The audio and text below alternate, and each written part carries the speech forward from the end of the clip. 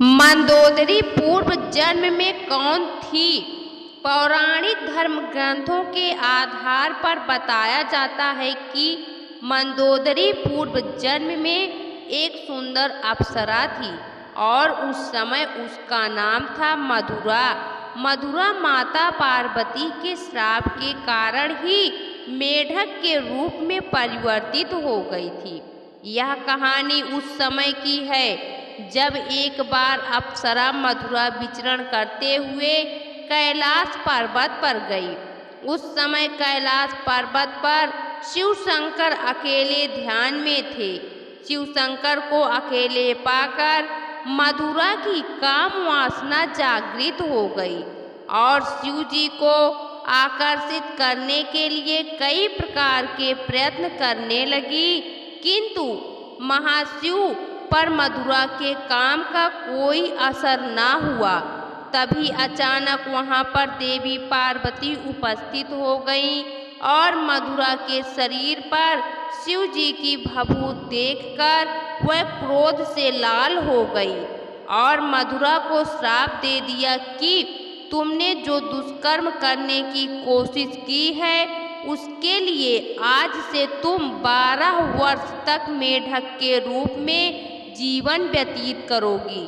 माता पार्वती का श्राप और क्रोध देख मधुरा डर गई और हाथ जोड़कर माफी मांगने लगी, किंतु माता पार्वती ने कहा उचित समय आने पर तुम श्राप से मुक्त हो जाओगी। इसके बाद मधुरा अप्सरा मेढक के रूप में धरती लोक पर विचरण करने लगी।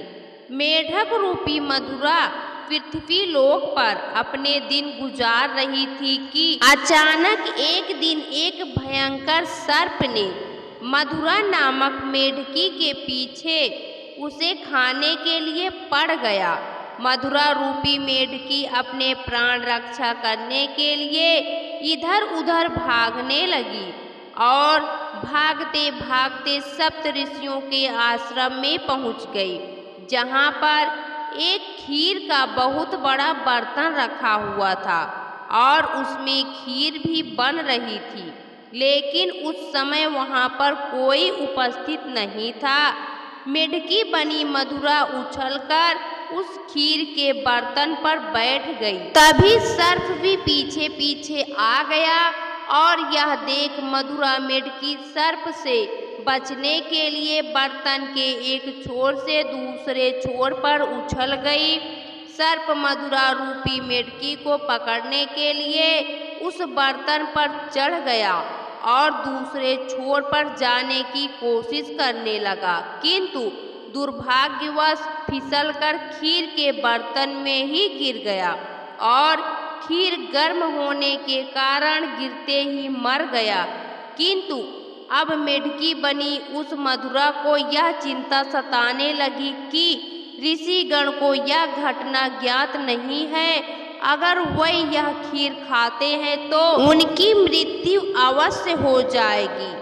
कुछ सोचने के बाद मधुरा मेढकी ऋषियों के इंतजार में उसी बर्तन पर बैठी रही और जैसे ही ऋषि आए और वह उनके सामने ही तुरंत खीर के बर्तन में कूद गई।